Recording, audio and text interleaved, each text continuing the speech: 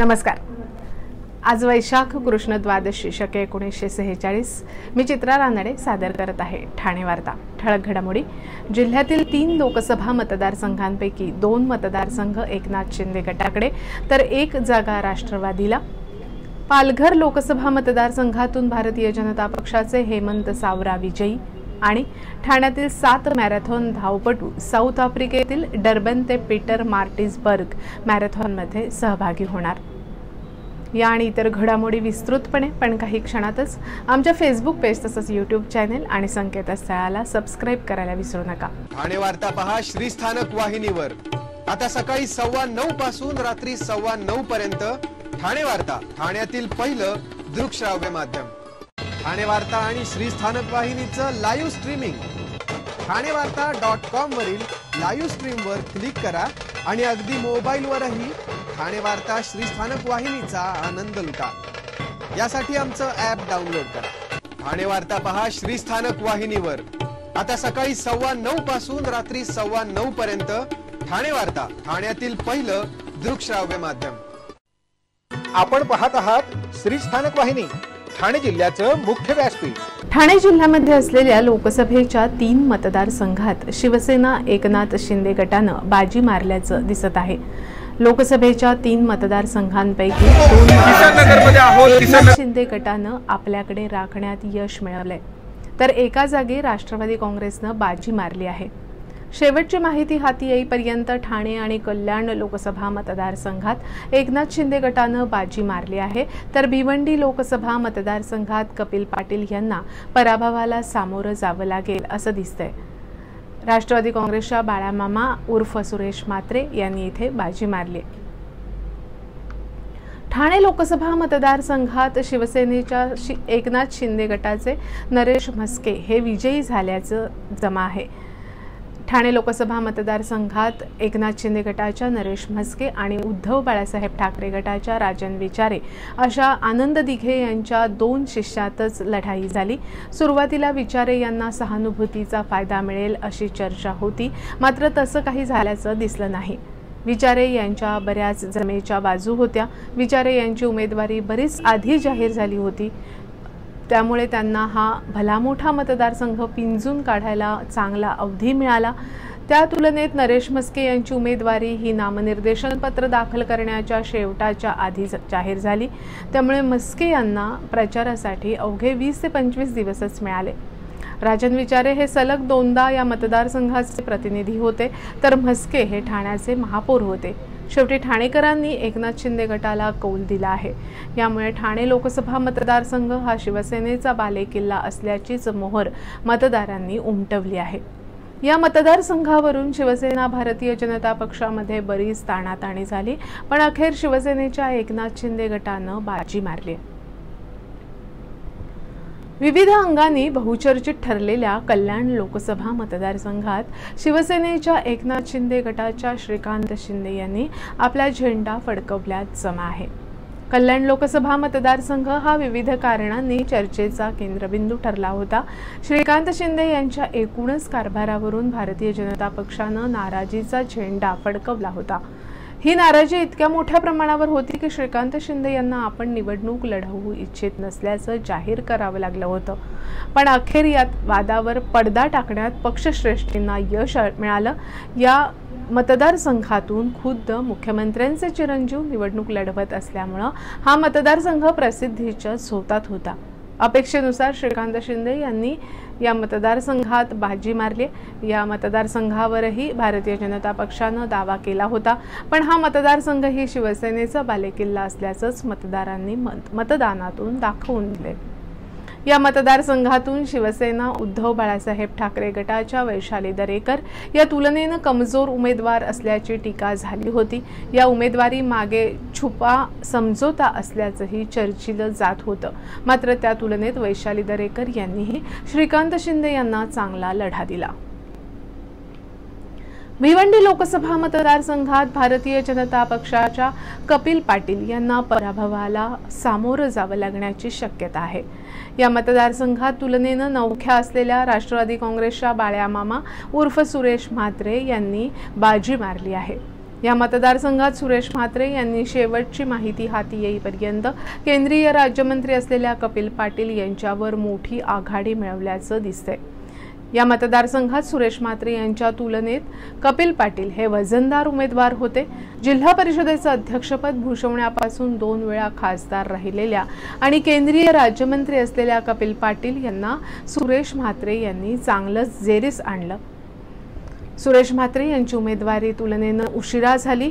अगदी शेवटी शरद पवार यांनी सुरेश म्हात्रे यांना उमेदवारी जाहीर केली, तर कपिल पाटील यांची उमेदवारी भारतीय जनता पक्षानं बरीच आधी जाहीर केली होती। सत्ता, कार्यकर्त्यांचं बळ अशा अनेक गोष्टी जमेच्या असतानाही सुरेश म्हात्रे यांनी बाजी मारली आहे। या मतदारसंघातून निलेश सांबरे यांनीही निवडणूक लढवली होती। त्यांनी लाखाहून अधिक मतं खाल्ल्यानं मतविभागणीचा फटका कपिल पाटील यांना बसल्याचं दिसत आहे।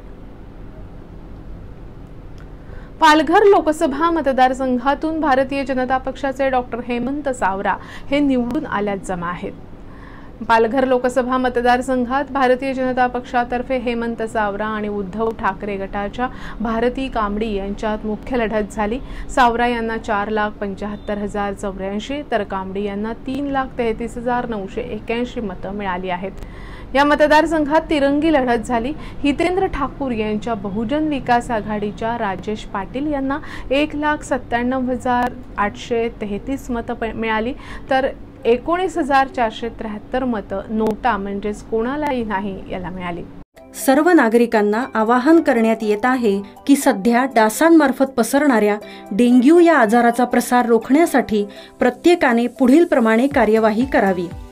डेंग्यू आजार एडिस इजिप्ती हा डास चावल्याने होतो। या डासांची पैदास साचलेल्या किंवा साचवलेल्या स्वच्छ पाण्यामध्ये होते।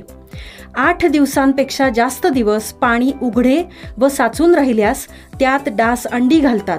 अंड्यांच्या अळ्या तयार होऊन पुढे डास तयार होतात।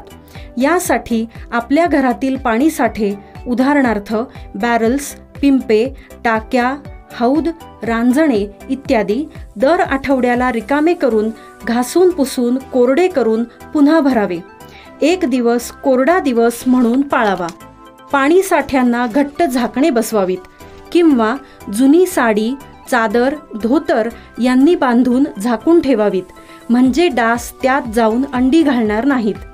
घराच्या गच्चीवर, आजूबाजूला, अंगणात कोठेही पाणी साचू देऊ नये। भंगार सामान उघड्यावर टाकू नये, उदाहरणार्थ टायर्स, प्लास्टिक सामान, कुंड्या, टाकाऊ वस्तू इत्यादी। अशा सामानात पावसाचे पाणी साठून त्यात डेंग्यूच्या डासांची पैदास होते। घरातील कूलर्स, फ्रीजच्या पाठीमागील ट्रे हे देखील वेळोवेळी कोरडे करावेत। लक्षात ठेवा, नुसत्या फवारणीने डास घनता कमी होत नाही, तर त्यासाठी डास पैदास ठिकाणे नष्ट करणे ही आपल्या सर्वांची जबाबदारी आहे। कोणताही ताप अंगावर न काढता जवळच्या शासकीय रुग्णालयात मोफत औषधोपचार घ्या। अशा प्रकारे नागरिकांनी सहकार्य केल्यास डेंग्यूचा प्रसार रोखणे सहज शक्य आहे।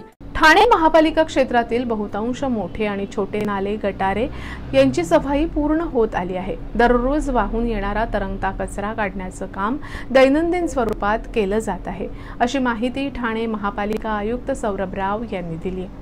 अंतिम टप्प्यात असलेल्या नालेसफाईच्या कामांची पाहणी राव यांनी केली।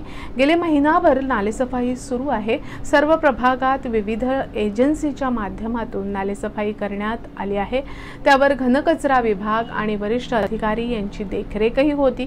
काही ठिकाणी जिथे नाल्यांची तोंड बंद होतात तिथे जाळ्या लावून ठराविक काळानं तरंगता कचरा काढण्यात येत आहे। त्यामुळे पाण्याचा प्रवाह विना अडथळा सुरू राहील, असंही राव यांनी सांगितलं। नाल्यांच्या पाहणी दरम्यान काही ठिकाणी गटारांचं रुंदीकरण, नाल्यांचं बळकटीकरण अशी अल्प आणि दीर्घ मुदतीची कामं हाती घेण्याची आवश्यकता असल्याचं लक्षात आलं। त्यामुळे आता त्या दृष्टीनं अल्प मुदतीत आणि दीर्घ मुदतीत करायच्या उपाययोजना यांचं नियोजन सुरू आहे। अल्पमुदतीतील कामांचं नियोजन पावसाळ्याच्या काळात करण्यात येईल। पावसाळा संपल्यानंतर त्यावर कार्यवाही केली जाईल, असं राव यांनी स्पष्ट केलं। त्याचबरोबर दीर्घकालीन उपायांसाठी आता पूर्ण महापालिका क्षेत्राचा पूरकृती आराखडा तयार करण्याचं काम सुरू आहे। नागरीकरणाचा वेग, वाहतुकीची व्यवस्था आणि विकास कामं यांच्यामुळे लोकसंख्येची घनताही वाढते, त्यामुळे जुने नाले, नैसर्गिक नाले आता अरुंद होत आहेत। त्यांचा नव्यानं अभ्यास करून जिथे जिथे त्यात अडथळा दूर करण्यासाठी हस्तक्षेप करण्याची गरज आहे तिथे तो करून दीर्घकालीन उपाय करण्याचं नियोजन आहे।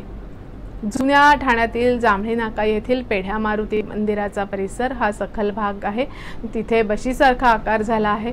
सगळे रस्ते तिथे एकत्र येतात। पावसाचं पाणी सगळीकडून इथे येतं। गटाराचे चेंबर्स अरुंद आहेत। खाडीकडे पाणी वाहून नेणारं आउटलेटही अरुंद झालं आहे। या सगळ्या गोष्टींचा विचार करून त्या परिस्थितीवर उपाय करण्यासाठी एकात्मिक योजना तयार करणं आवश्यक आहे।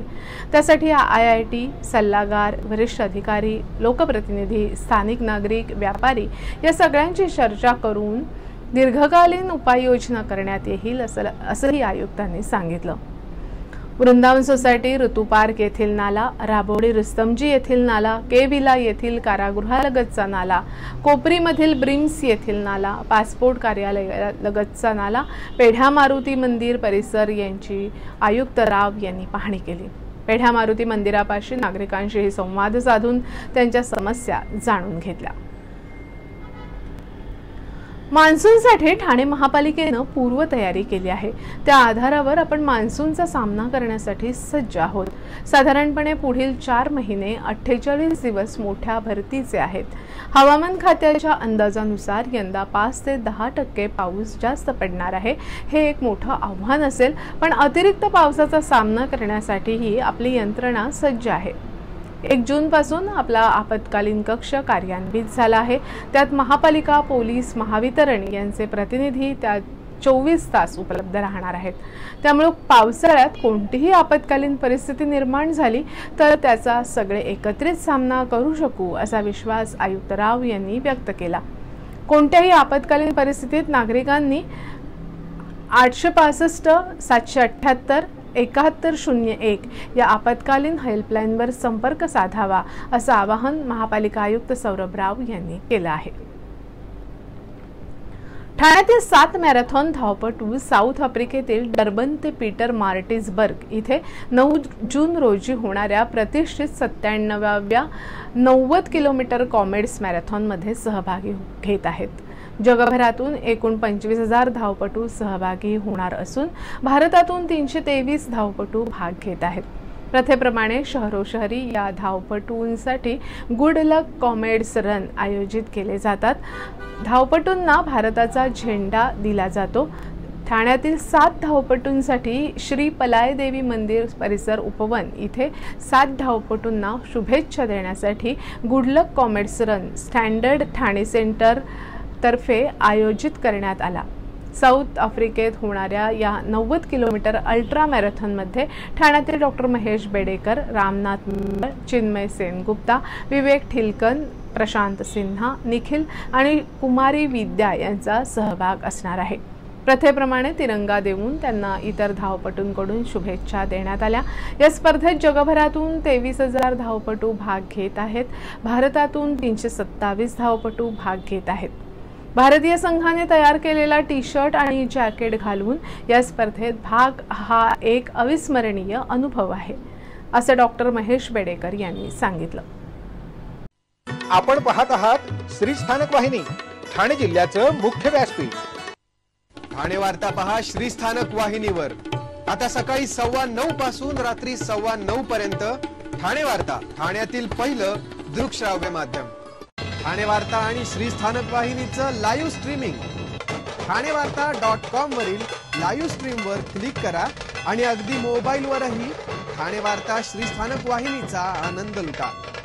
यासाठी आमचं ॲप डाउनलोड करा। ठाणे वार्ता पहा श्री स्थानक वाहिनीवर।